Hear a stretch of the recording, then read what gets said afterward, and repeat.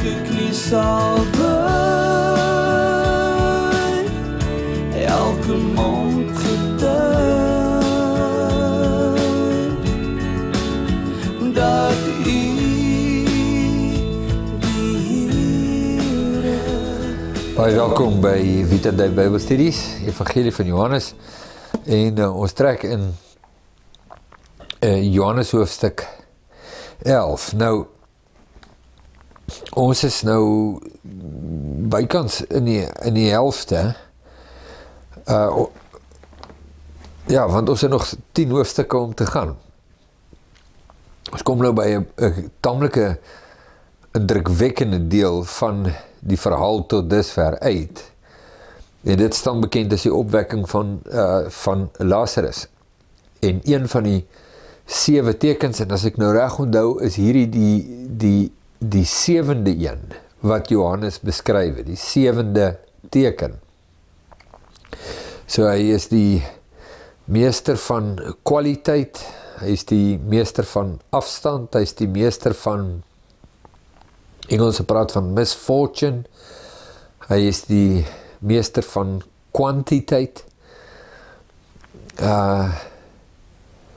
waarvan nog, die meester van natuurlike wette, loop op die water, en dan is daar nog een het my nou skielik ontgaan, en dan hierdie ene, die meester van die dood, hy is die meester van die dood.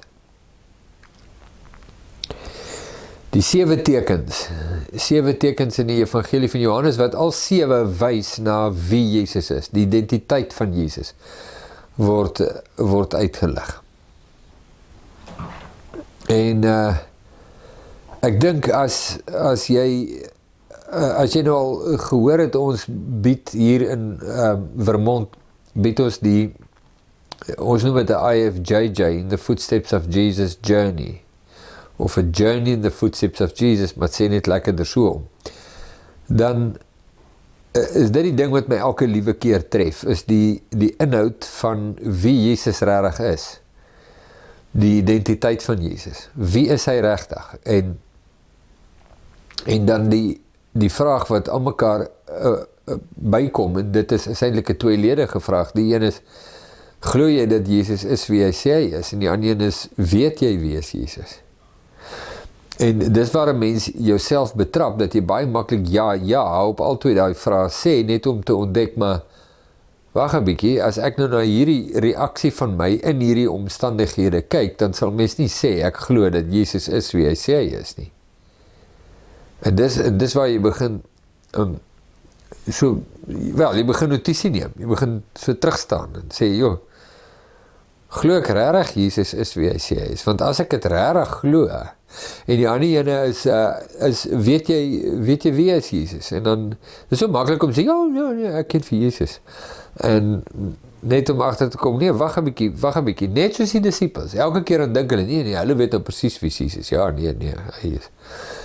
En net om die volgende hoek, dan sien hulle, nie net ons wat dit nou lees, 2000 jaar later die verhaal nie, maar sien hulle dit, maar hulle weet nie wie is Jesus nie. So het gebeur met ons presies vandag nog, jy kan jare in die kerk wees, en in die bediening wees, jy kan die predikant wees, en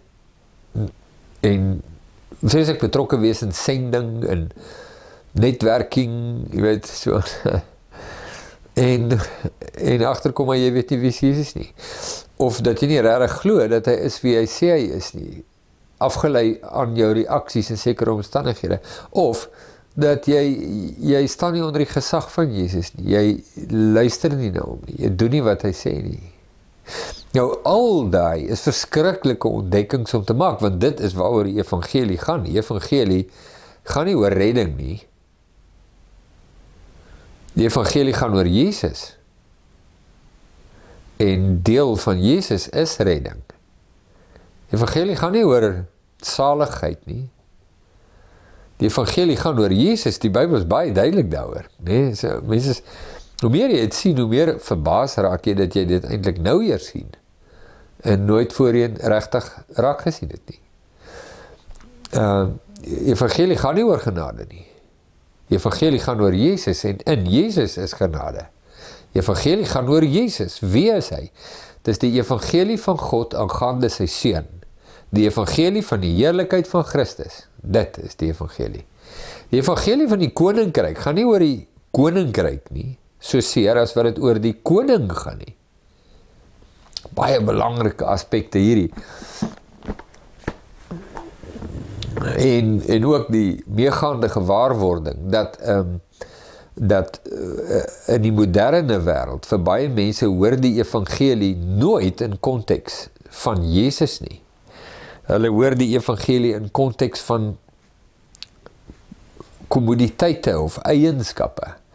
Mense word genooi na kwaliteite toe, nie na Jesus toe nie. Wat moet ek doen om gered te word? Jy moet glo dat God vir jou lief is. Dit staan nêrens in die Bybel. Nêrens nie. Mense is nog nooit genooi na die liefde van God, nog nooit, ooit nie. Hulle is genooi na die seun van God. En so aan, en mens kan so aangaan, en dan begin jy agterkom, maar weet jy wat, en hoe meer jy oor het begin dink, en kom ons sê nou maar net, dit skepties begin, hierdie stellingkies wat ek nou so aframmel, 1, 2, 3, wat jy dit nou skepties begin, ja goed, wat 'n fantastiese ding is, begin dit skepties, pragtig, nou begin jy die Bybel lees, nou half met hierdie stellingkies so aan jou agterkop, en jy is nou skepties oor, jy wil nou self sien, wat ek net sê, good for you man, jy wil self sien, fantasties, die goed is nie waarom wat ek het sê nie, liewe land, of iemand anders nie, goed is waarom wat God het sê, en as hy dit nie sê nie, nou ja, dan is het so, uitgemaak, nou begin nou lees, en hoe meer jy begin raak sien, nee, en eers oor die aanvanklike verbasing kom my wêreld, kyk wat staan hier, en dat het glad nie is soos wat ons vandag, of baie mense vandag sê goeders is nie,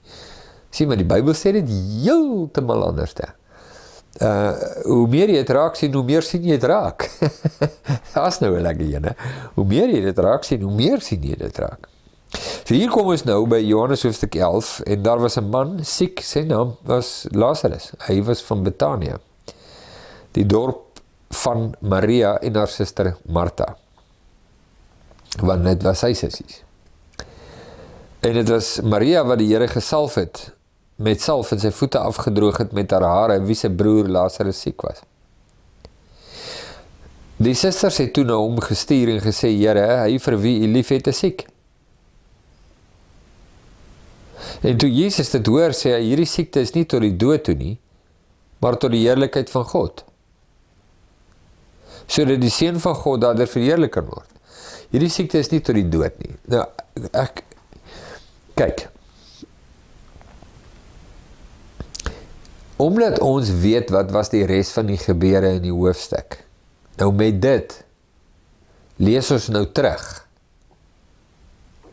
want jy weet self, as jy nou 'n lekker boek lees, nee, 'n roman van een of ander aard, speurverhaal of 'n ding, en jy kom by die einde, en jy het nou die hele ontplooiing van die plot, het jy nou ontdek, en so aan, nou, hoe dan het, en jy het nou, en sê nou maar, jy moes nou weer voor begin lees, dan lees jy ook bietjie anderste, want jy weet wat kom, nou, jy weet hoe gaan het, jy weet wie is die skuldige, en jy weet wat is al die intriges, wat gaan plaasvind, en dan lees jy dit net anders as toe jy dit die eerste keer gelees het, en nie geweet het wat kom nie, dit is maar moes nou net so ons weet wat kom nou in hierdie boek, so dit maak dat ons die begin anders lees, as ons dit die eerste keer sou gelees het. Nou, Jesus sê die siekte is nie tot die dood nie, ons weet, Lazarus het gesterwe, hy het nie dood gebly nie, hy het gesterwe, dis waar, hy het nie dood gebly nie, Jesus het hom opgewek, want dis wat die titel dan nou ook suggereer.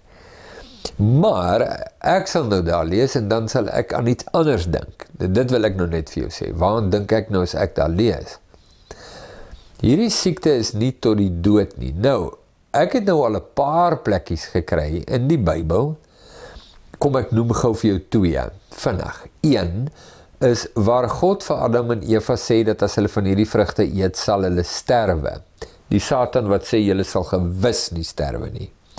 Dis een. Die ander ene is waar Jesus sê, dat die wat in hom glo, sal in der ewigheid nie sterwe nie. Daar is die tweede ene. En die derde een is hierdie een waar Jesus sê die siekte is nie tot die dood nie en toe is Lazarus dood. Goed, so nou in al drie van hierdie sien ek iets anders raak. Iets interessant raak en dis in al drie gevalle is dit presies dieselfde. So God sê vir Adam en Eva, julle sal sterwe. Nou leer ons uit die openbaring van God in die skrif, dat die dood, baie interessante onderwerp, ons dink dood is, iemand kry 'n hartaanval en hy sak in mekaar en hy's dood, of iemand is in 'n ongeluk en hy of sy is dood, of wat nou ook al die omstandighede, en daar is hy nou dood, hy val, hy haal nie meer asem nie, sy hart klop nie meer nie, sy breinfunksie het opgehou en dis verby. Die liggaam van hierdie persoon word dan begrawe en dit is vir ons dood. Dis dit. Die Bybel kom en sê, nee, die dood is baie, baie groter as dit. Die dood het ten minste 3 fasette. Nee, so die eerste een, kom ons sê nou maar net, 1, 2, 3, is nie noodwendig in volgorde nie, maar kom ons sê nou maar, so, 'n faset nommer 1, is juist dit waarvan ons nou praat, die fisiese dood. Nee, mens stort in duie, hou op asemhaal, breinfunksie hou op, en flatline, piep, as jy my hartklop nie niks nie, en dis verby. Time of death, 7:45. Verby, laken, begrafnisreëlings, boedel. Verby. Dis een faset. 'n tweede faset is dat 'n mens geestelik dood is. Nou, iemand skryf vir my nou ruk terug en sê maar 'n mens wat geestelik dood is, maar nou soos skryf nou oor mense wat geestelik dood is. En ek kry beduidende idee, dit is by baie mense so, dat hulle reken geestelik dood beteken jou gees bestaan nie, hy is dood, soos wat jou liggaam is nou dood, hy kan nie funksioneer nie, hy is dood, hy kan nie hoor nie, kan nie sien nie, kan nie niks nie, hy is nou dood. Maar dit is nie, die Bybel sê nie dit nie, openbaar nie dit nie. Die Bybelse definisie van dood het meer te doen met weg van, as wat het die betekenis van bestaan nie meer nie. Bestaan nie, is gone, bestaan nie. As iemand fisies dood is, dan is sy gees weg van sy liggaam. Sien dat hy ophou bestaan, die persoon bestaan. Sy gees is net nie meer in sy liggaam nie. Nee, hy is net nie meer in sy liggaam nie, hy is uit. Die liggaam het nou nie meer gebruik nie, daarom word die liggaam in die grond begrawe en gaan tot niet. Maar die persoon het nie opgehou bestaan nie, net omdat hy fisies dood is nie. Dieselfde idee kry jy by geestelik dood. Iemand wat geestelik dood is, beteken nie hy het nie 'n gees nie. Sy gees bestaan nie. Dit beteken sy gees is verwyderd van of weg van God af. Nie in verbintenis met God nie, nie versoen met God nie, en daarom geestelik dood beteken nie sy gees is nie daar nie. Hy het nie ene nie. Beteken net, hy is nie versoen met God nie. Die lewe van God is nie in hom nie, maar die gees is lewendig. Ek bedoel, as jy geestelik dood sterwe, wat staan voor God? Wat? Jy sien jou lyf nie? Jou gees is spring lewendig, dit fout jou gees nie. Die probleem net is, dood het meer die konnotasie van weg van of verwyderd van. Gees verwyderd van my liggaam of verwyderd van God, nie in versoening met God of verbintenis met God nie. Dan kry jy ook die ewige dood, dis die derde aspek. So jy kry fisiese, geestelike dood beteken, en jy kry dan ook die ewige dood. Die ewige dood beteken nie is vir ewig non-existent nie, beteken nie is vir ewig verwyder van God. Nee, dis die Bybelse verstaan en begrip wat oor dood eintlik uitkom. Toe God vir Adam en Eva sê, julle gaan fisies, julle gaan sterwe as julle hiervan eet, het hulle geëet en nou sê, ja, sien, God het gelieg, hulle het nie gesterwe. Dit is nie waar, hulle het onmiddellik gesterwe. Onmiddellik. Maar jy sien, dit het te doen met God se idee van wat dit beteken en die Bybelse openbaring daarvan en my en jou wêreldbeskouingkie en ons baie karige sieningkie. En dan die twee sien nou nie ooreen nie en dan sit ons nou altyd ons karige sieningkie wat hoogtyd vier bo al die ander. Nee, dit is hoe dit werk. Maar die mens het onmiddellik gesterwe, is onmiddellik van God verwyder. Geestelik onmiddellik gesterwe. En later het sy liggaam net gevolg en sy liggaam het ook gesterwe. Hy is van sy liggaam verwyder. Om dan voor God te staan en rekenskap te gee vir jou lewe en of dan die ewige lewe te ontvang, vir ewig met God versoen te wees, of die ewige dood, vir ewig van God verwyder. 3 baie belangrike dinge. Lang storie, net om te sê, oor daai 3 goed. God sê Adam en Eva sal sterwe, hulle het onmiddellik gesterwe. Jesus sê, hy wat in my glo, sal in der ewigheid nooit sterwe nie. Praat hy van die fisiese dood, want dis al wat ons gedagte het. As dit waar is, dan was Jesus se uitspraak nie waar nie, en as Jesus se uitspraak nie waar is nie, dan is hy nie wie hy sê hy is nie, en dis ongelukkig wat baie mense wat daardie stelling betref staan. En dit is net heeltemal misgelees. Hy wat in my glo sal in der ewigheid nooit sterwe nie, want hy wat in my glo word met God voorsien en het die lewe ontvang, al sterf hy fisies, sal in der ewigheid nie sterwe nie, sal in der ewigheid nie van God verwyderd wees nie. Dis die belangrike ding. Hier sê Jesus, hierdie siekte is nie tot die dood nie, maar Lazarus is fisies dood. So hier, as ek dit lees, dan verstaan ek dat die dood is God se oordeel oor die mens. En dit kan wees, nee, nou, jy ken mos nou die styl ons hierdie Bybelstudies doen, so ek het nou nie 'n kommentaar geraadpleeg en sê, wat is die waarskynlike interpretasie hier nie, maar ek lees dit en dink, dit kan wees dat Jesus vir hulle sê, hierdie siekte is nie God se oordeel oor Lazarus nie. Want siekte kan God se oordeel wees oor Lazarus. Mense sê God kan mense nie siek maak nie. Ek weet nie hoekom sê hulle so nie. Hoekom wil hulle dit sê? Jy weet wat lees hulle? Want as hulle die Bybel lees, kan hulle nie dit sê nie. Kan nie dit sê nie. Ek kan vir jou hordes plekke wys in die Ou en die Nuwe Testament waar God mense siek maak. Maar dit beteken nie as jy siek is, het God jou siek gemaak nie.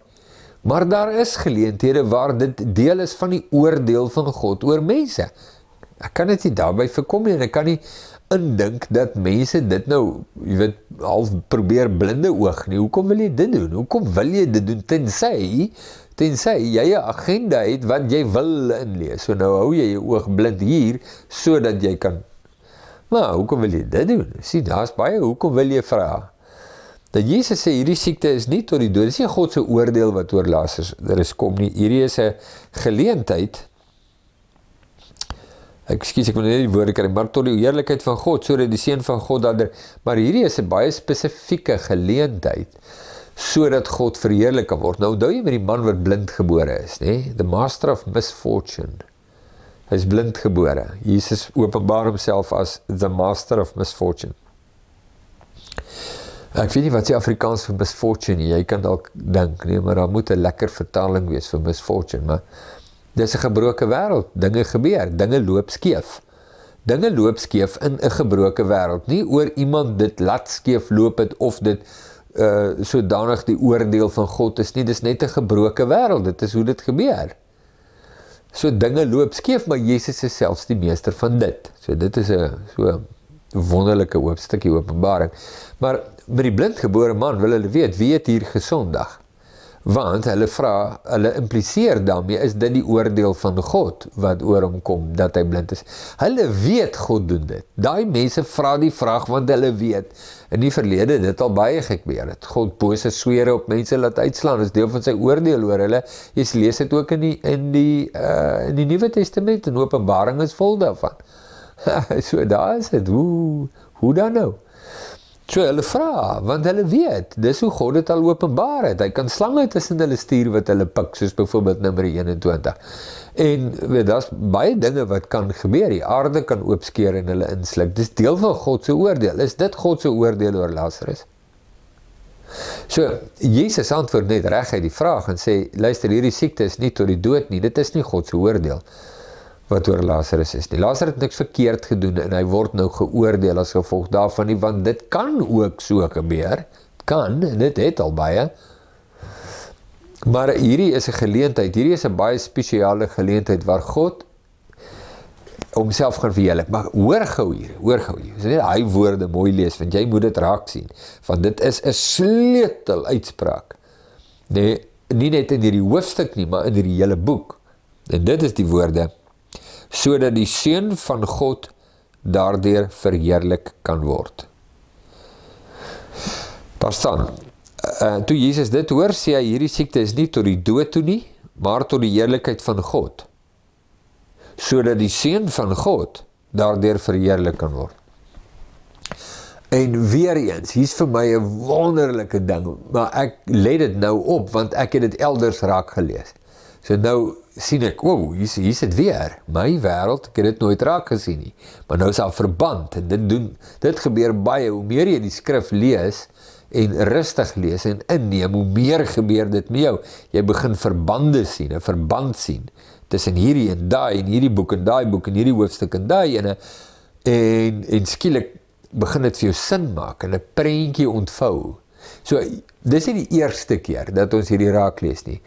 Hierdie gebeure, sê Jesus, sodat God verheerlik kan word, sodat die Seun van God daardeur verheerlik kan word.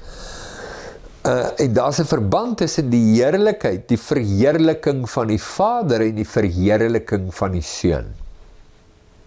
Ja, en waar ons het raak lees, baie sterk raak lees, is in een van Paulus se briewe, sy brief aan die Filippense, spesifiek hoofstuk 2 vers 9 tot 11, waar hy sê dat die Vader gee aan die Seun 'n naam wat bo elke naam is, sodat in die naam van Jesus sal buig elke knie van die wat in die hemel en op die aarde en onder op die aarde is, en elke tong sal bely dat hy die Here is, tot heerlikheid van God, die Vader. Die Vader verheerlik die Seun. Lig hom op, sodat voor die Seun elke knie sal buig. En elke tong bely dat Jesus die Here is. Dit is die skepping wat heerlikheid bring aan die Seun. En in die aksie van die skepping wat heerlikheid bring aan die Seun, word die Vader verheerlik. Hier sien ons dit. En Johannes sê, die siekte is nie tot die dood nie, maar tot die heerlikheid van God, sodat die Seun van God daardeur verheerlik kan word. Waar die Seun verheerlik word, word die Vader verheerlik. Waar die Vader verheerlik word die Seun verheerlik. Die verband is onlosmaaklik. Is dit nie vir jou interessant nie? Nee? Hoe dit werk, en dit is 'n paar plekke waar dit so pragtig beskryf. Ja, goed, so ons gaan aan, vandag af. Sê, Jesus het Martha en haar suster en Lazarus liefgehad. Net wat my tref, skies nog ietsie, dalk wonder jy ook nou daaroor, is, hier's 'n baie interessante situasie. Ja, hierdie is vir my baie interessant. Hoor hier. So, hier is 'n man, en daar's 'n baie goeie verhouding tussen hom en Jesus. Baie goeie verhouding. En Jesus is baie lief vir hom. Daar's ook 'n baie goeie verhouding tussen die man en sy susters, in die huisgesin self. En hulle is baie lief vir mekaar. Hulle is baie lief vir Lazarus en het groot respek vir hom en agting vir hom, en dit is net dit is sulke volwasse verhoudinge wat hier tussen hulle is, en is lieflik om te hoor. Toe is daar 'n krisis. Die krisis is Lazarus, die geliefde Lazarus, Jesus is lief vir hom, sy sissies is lief vir hom, word siek, en dis 'n ernstige siekte hierdie. Nou ons weet dis ernstig, want dit het tot sy dood gelei. So ons weet nie wat die siekte was nie, maar het was nie 'n verkoue nie. En hier is 'n krisis. en hy word sieker en sieker en sieker en swakker, en hulle stuur 'n boodskapper en sê, gou, hier is moeilikheid. Hulle erken, hier is moeilikheid. Kry vir Jesus, want as daar iemand is, wat hom hier uit hierdie krisis kan uithaal, dan is dit Jesus. Nou loop ek die storie bietjie vooruit, maar ons gaan dit darm nou lees, so dit is, ek dink toelaatbaar dat ek dit doen, is, Jesus kry die boodskap, en talm aspres. Nou, die uiteinde van die storie, verduidelik alles, en Jesus openbaar homself nie net bloot as die geneesheer nie, maar meer is dit, as die baas van die dood. Hy het mag oor die dood, hy is die meester van die dood. So dit is 'n baie groter openbaring. En ons kan almal hande in die lug gooi en sê, halleluja, is Jesus nie wonderlik nie, maar dink gou hier aan. Dink aan die onsekerheid en die lyding. Dink bietjie daaraan. Lazarus en sy sissies het geen idee wat kom nie. So as jy dit uit hulle hoek sien, en uit hulle oë, al wat jy sien, al wat jy sien is die verswakte toestand van iemand vir wie hulle baie lief is en swakker word, dat hulle vir Jesus vra om te kom help en hy daag nie op nie. En intussen tyd raak het al swakker en toe sterf hy. Nou kyk bietjie uit hulle hoek uit, moenie nou, jy weet, ja, ons het nou die einde, dit is waar, maar moet nou nie eers daar gaan nie, kyk net uit hierdie hoek uit. Daar is lyding daar. Nou, as jy nou 'n kans het om met Martha en Maria te praat, so jy het nou alles gelees, jy weet hoe einde, okay, jy praat nou met hulle, wat sal jy vir hulle sê? Wat sal jy vir hulle sê? Want hulle is raadop, hulle is moedeloos, hulle is teleurgesteld. Hoekom het Jesus nie dadelik gekom nie? Maar hy vat sy tyd. En dit help nou nie, hy is dood, en jy gaan nou hoor hoe moedeloos is hulle. En sê maar, hoe weet, plaas jy net betyds gekom het, want jy sou hom kon red. En nou is hy dood, en that's it. Einde van die storie. So kyk net uit hulle hoek uit, hoor, kyk net. Maar wat sou jy gesê het? Jy sou gesê het, ietsie soos, dalk, ek weet nou nie, maar ek moet nou raai, wat sou jy sê? Nee, ek sou sê, hoor julle, ek weet hierdie lyk rof en so aan, en dit lyk woes en so aan, maar julle moet sien wat gaan gebeur. Jesus gaan hom uit die dode uit opwek, julle gaan hom teruggee, en hy is blakend gesond en alles, en hy gaan homself openbaar, en baie gaan in hom glo, en julle gaan in hom glo en alles, en weet, vertrou Jesus net, vertrou hom net, weet, ek weet nou, julle, maar kyk nou wat jy gaan dit sê. En as dit is in die strekking daarvan, wat jy sou wou sê, dan wonderlik.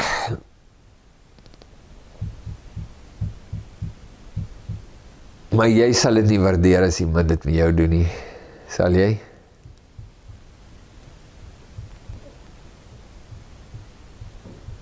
Sien, daar is 'n plek waar ons kom, waar rasionele goed net nie meer saak maak. En jy kom en jy sê vir my, maar Jesus gaan hierdeur verheerlik word. En jy kan sê, man, ek gee nie om of Jesus hierdeur verheerlik word of nie, ek wil my broer hê. Ek wil my kind terug hê. Nee, daar's 'n plek selfs waar 'n mens daar kom en sê, jy weet, hoekom moet daar altyd 'n groter doel wees? Jy weet, ek het 'n behoefte nou, kan Jesus nie nou ingryp en vir my help. En hy aspres hou homself terug. En dat die gedrag van Jesus verwarrend is. En dink jy dit kan vandag nog gebeur? Dink jy dat die gedrag van Jesus vandag nog verwarrend is? En die antwoord is 1000 maal ja. Ja, natuurlijk.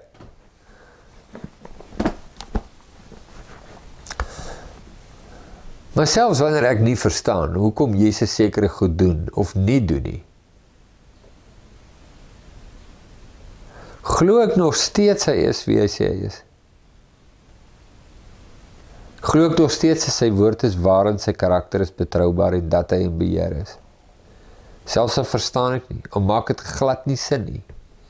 Jy sê, in hierdie situasie maak van daai goeders los, want dis die groot vraag, dis die tipe vraag wat ons meer moet vra.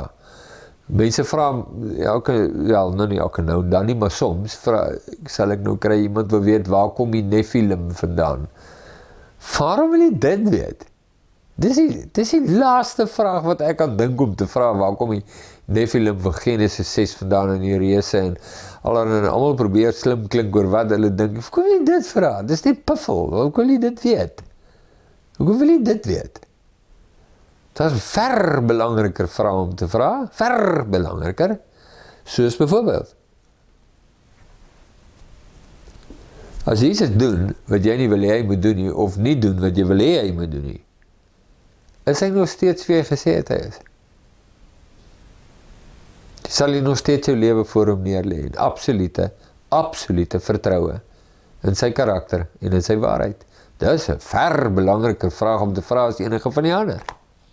Goed. En toe hy hoor dat hy siek is, het hy 2 dae vertoef in die plek waar hy was. Dis Aspres. Hey, Lazarus is siek. Jesus weet hoe siek, want hy weet. En hy bly 1 dag langer, 2 dae langer. Eers daarna, na 2 dae, sê hy aan sy disippels, laat ons weer na Judea toe gaan. Nou weet hy. So, Lazarus is ernstig siek, om siek te wees en so vinnig te sterwe. Nee? Die disippels sê vir hom, Rabbi, die Jode het onlangs probeer om u te stenig en gaan u weer daarna toe. Jesus antwoord, is daar nie 12 ure in die dag nie? As iemand in die dag wandel, stamp hy hom nie, omdat hy die lig van die wêreld sien. Maar as iemand in die nag wandel, stamp hy hom, omdat hy die lig nie in hom is nie. Weet jy, nog 'n ding, dit tref my. Die hele storie van lig en duisternis. Lig en duisternis. Duisternis is sonde. Sonde is om teen God te rebelleer. Nie te doen wat hy sê nie. Jy rebelleer teen hom. Jy weier sy gesag en rebelleer teen hom. Die lig, en daaroor is die Bybel net so duidelik in die beskrywings daarvan. Jy kry of kinders van gehoorsaamheid of kinders van ongehoorsaamheid. Dis die 2 groepe. Lig, duisternis. Kinders van gehoorsaamheid is kinders van die lig. Kinders van ongehoorsaamheid is kinders van die duisternis. Te wandel in die duisternis is om te wandel in rebellie. En ongehoorsaamheid teen God, om te wandel in die lig, is om te wandel in onderdanigheid aan God en gehoorsaamheid aan God. Daar is dit baie duidelik, lig, duisternis. Nou sê Jesus, ja, die ouens daar in Jerusalem wil my stenig, en so aan Judea, het is so, maar as jy in die lig wandel, dan sal jy nie stampie. Met ander woorde, ek doen wat die Vader vir my sê om te doen, en ek gaan waar die Vader vir my sê om te gaan, en dis die lig. En solank as wat ek in die lig is, sal ek nie val oor goedjies nie, as sal nie goeders met my gebeur, wat nie moet met my gebeur nie. Maar as ek in die duisternis wandel, dan stap jy so toe, en dan val jy oor goed wat jy glad nie raak sien nie, want jy is in elk geval in ongehoorsaamheid aan God, daar is nie lig by jou nie. En dis vir my so 'n kosbare ding, nie? En want dit slaan deur, dis nie net sigbaar in Jesus se lewe nie. Sê, luister, ek gaan terug soontoe wat die Vader sê ek moet gaan. Niks sal met my op daai pad gebeur, wat nie moet gebeur nie, want ek stap in gehoorsaamheid aan die Vader. So ja, die mense wil my stenig, maar is nog nie my tyd nie, hulle sal nie. Dis nie 'n blindelingse bravade, van niemand sal aan my raak nie. Nee, broer, jy moenie eers dink dat 'n mens so arrogant kan wees nie. Dis van onderwerp jou aan God, weerstaan die duiwel en hy sal van jou vlug, tipe van waarheid. Wandel in die lig van God, in gehoorsaamheid aan God. En dit wat nie moet gebeur nie, sal nie met jou gebeur nie, klaar. Dis nie oor jy nou autoriteit het en net kan besluit, dit gaan nie met jou gebeur nie. Nee, jy moet nie so arrogant wees nie. Dis onderdanigheid aan God waar jou beskerming lê, nie en iets anders nie. Dit het hy gespreek, vers 11, en daarna sê hy vir hulle, Lazarus ons vriend slaap, maar ek gaan aan hom wakker te maak. Jesus se idee en opinie van die dood is net totaal en al anders as my en joune, en dit is so verfrissend om in te tap in Jesus se siening van die dood en gebruik van die woord dood, soos wat ek nou vroeër in hierdie video probeer verduidelik. Sy disippels sê toe, Here, as hy slaap, sal hy gesond word. Maar Jesus het gespreek van sy dood. Johannes sê, nee, wacht nou. Jesus weet Lazarus is dood, maar Jesus het net 'n ander siening. Hy verstaan goed wat die disippels glad nie verstaan nie. Jesus spreek van sy dood, terwyl hulle gedink het, dat hy van die rus van die slaap spreek. Sien nie, hy slaap net, seker nou maar die koors nou slaap, hy sal gesond word. Hy rus nou net, hy gaan herstel, maar Jesus weet hy's dood. Is net lekker om die goed raak te sien en te verstaan, en te begin verstaan, hoe Jesus kyk, en wat hy sê, en hoekom hy goed sê. Toe sê Jesus vir hulle ronduit, nee boys, Lazarus is dood. Ja, maar Here, jy dan net in sy slaap. Ja. Het julle hoek uit? Het julle hoek uit gesien?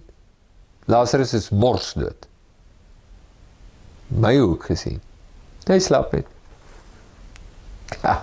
Die twee hoeke, is vir my so mooi, ek love it. Ek love it, om te kan sê, Here, open my oë, dat ek u hoek kan sien. Want dit verander alles. Alles verander. Sien Jesus raak. Sien sy heerlikheid. Sien wat hy sien. Ja, luister, as jy Jesus nie soek nie, jy wil nie sy heerlikheid sien, of sien dit nie, hoe gaan jy sien wat hy sien? Jy kan nie, want die twee is onlosmaaklik verbind te mekaar.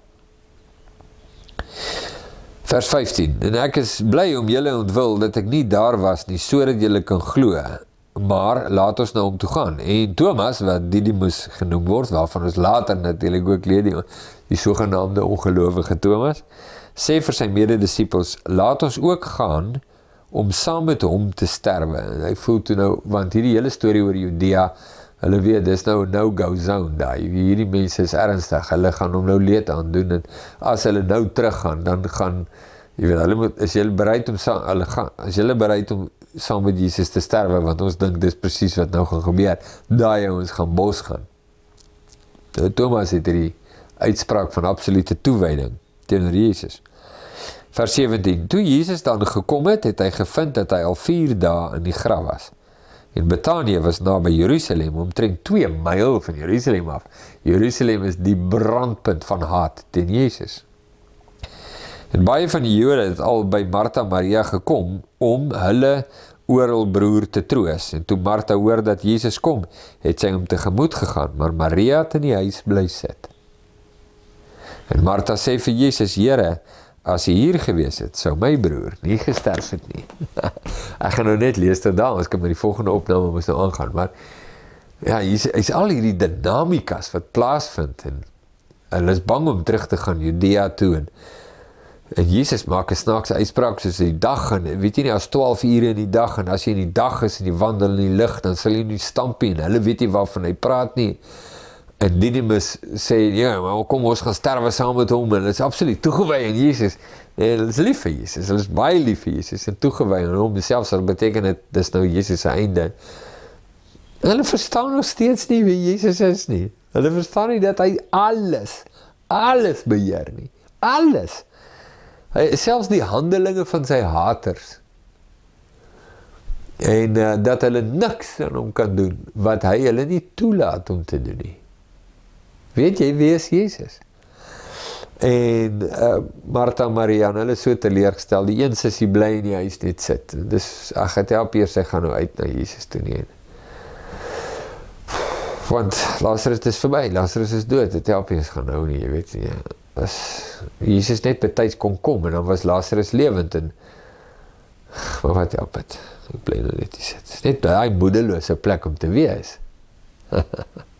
En die een sussie sê, Here, as hy betyds was, dan kon hy hom red.